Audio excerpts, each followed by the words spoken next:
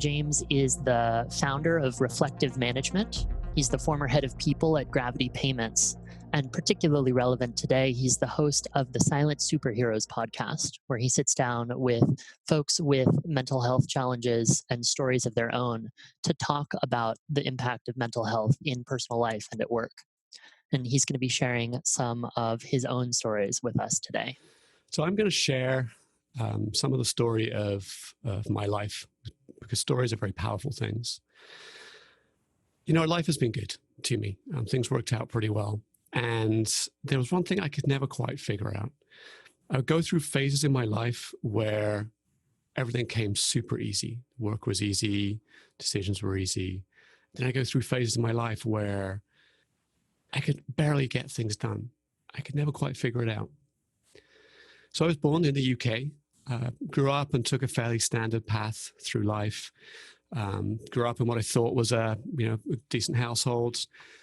Went to high school, went to college, studied computer science, came out of college, took a bit of a risk and founded a company. Things worked out okay. We got acquired by another company. And by 2003, Microsoft had offered me a job here in the United States. So I moved to the United States and worked at Microsoft for a while. And things continued to be good. I got promoted, I got bonuses, I got praise, I got to meet Steve Ballmer and Bill Gates, and everything was going well. And so in 2010, a friend of mine reached out and said, hey, I'm starting this new division at HTC, the Taiwanese phone company, and I want you to come over and help me kind of build it and grow it. So things kept going well, and the team grew, and my scope grew, and I had a team of 30 people. I was married, I had kids. Everything looked great. So it was a surprise, July 17th, 2012, when I woke up in Harborview Hospital here in Seattle with a drip in my arm, a little unsure about how I'd gotten there.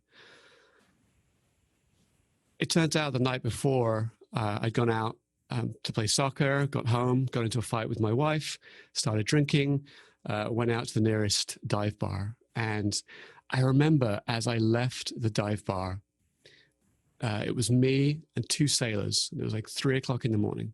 As we left, I took one of my business cards out of my wallet and I gave it to the sailor. And I think on reflection, I was saying, I'm not like you. Like, I'm a normal person. I'm successful. Like, I'm not like you. When I was admitted to hospital, I had a 0.35 blood alcohol, which is 4 times the drink driving limit here in Washington State. And a few minutes after I'd woken up, a nurse came to talk to me, and she asked me a question that changed the course of my life. She said, do you think you were trying to hurt yourself? And I stopped. And of course, I wanted to say, no, successful people don't hurt themselves. That's an absurd, this is just a blip, a one-off. But as I sat there, the word no wouldn't come. And the realization dawned on me that the real answer was yes. In fact, if I hadn't woken up that morning, I don't think I would have minded. I wouldn't care, because my inner life had got so bad and so painful that the only way out, I thought, was to drink myself to death. So I got connected with a chemical dependency counselor. She helped me understand that some of the things in my life actually weren't normal. I didn't actually have a normal upbringing. And that had resulted in alcoholism. And so she started counseling, therapy, introduced me to AA, and life got really good, until it stopped being good again. In 2014, I think October 2014, I spent 17 days thinking about ways to kill myself.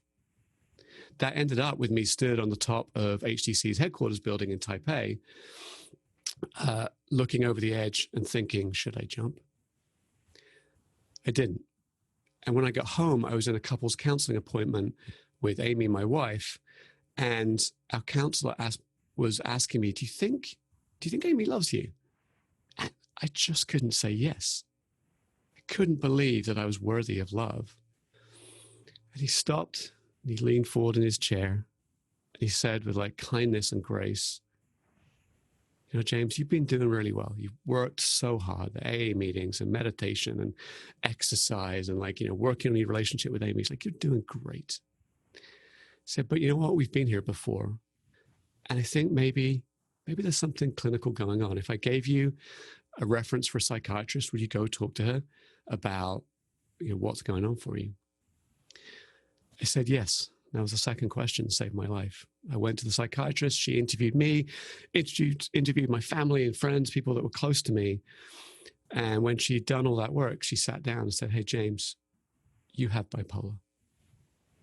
I didn't at the time know what bipolar was.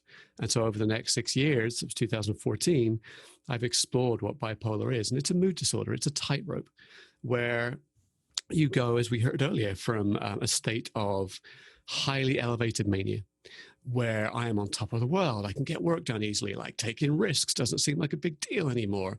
I can start projects left, right, and center. Then you go from there to a depression. It can be a very severe depression where, as we also heard, it's very hard to function, very hard to get things done. Like, starting a project, I just don't think I can do it. And in severe cases, it can lead to suicidal tendencies, suicidal action, as it had for me. So I had to start learning to live with and work with bipolar. And that started with medication and then figuring out other things I needed to do in my life to stay safe and to stay well. And then I decided to move into the HR world. I built products my whole career. And I was like, I want to work with people. People are more interesting than products. So I moved into HR. And it was there that I met somebody who became very important in my life, which was a young lady called Kinsey. And Kinsey was this firecracker of energy and ideas and fun. And she was on the same journey as me. She was trying to work on herself. She too had battled with depression and eating disorders. And so we were kindred spirits and we got close. But as the months went on, I could see her depression started to wear on her.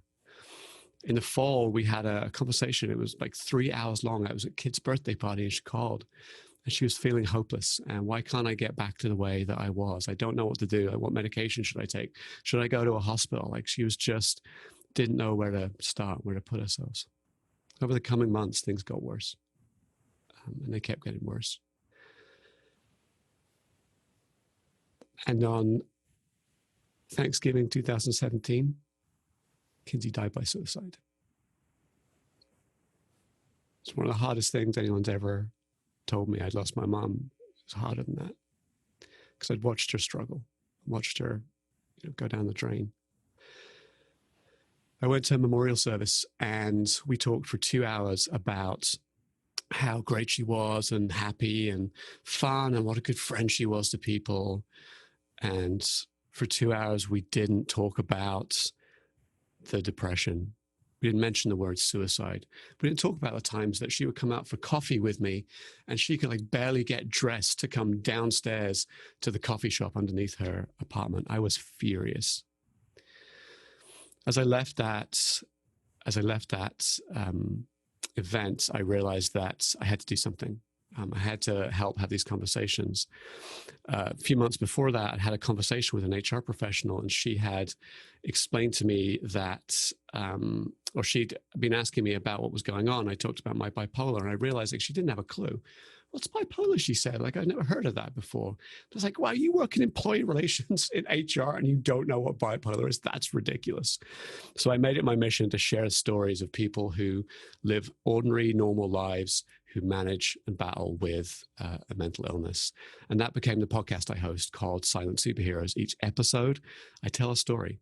Someone with borderline personality disorder, somebody with depression, somebody who just reached out to me who's on this call who has epilepsy. Tell those stories to humanize them. So I'll end my story with this. There are power in stories. When I was interviewing for Gravity Payments, the CEO, Dan, asked me a question. What does the word sacrifice mean to you? And I couldn't think of an answer. It's not the question you usually get asked in an interview, right? And so I didn't have something in my head, and I sat there for seconds ticking by. I thought, well, here we go. I said, so I'm starting up this podcast. It's called Silent Superheroes. It's about mental health. And part of it is inspired by the fact that I'm bipolar. And I knew that if I got the job, that was a workplace I could be me. I could finally be me. And I did get the job. I made it my mission to talk about mental illness. On my Welcome to Gravity mail, I talked about bipolar in the podcast. And it's amazing the things that happen when you create that space. People will come up to me and say, hey, I sought a diagnosis because like I heard, what you were talking about. People just felt less alone, somebody they could go talk to. A coworker came to me one day and she said that her cousin had come to her with, said that she was thinking about suicide, and the coworker didn't know what to do. And so I talked her through a few things I knew about suicide prevention, and she got through okay. So we need to start telling these stories, because when we do, we change lives and we change work forever. And with that, I'm done. Thank you. James, thank you so much for sharing your vulnerability with us and your personal story. I know you have inspired me to bring this conversation to the light. So thank you so much.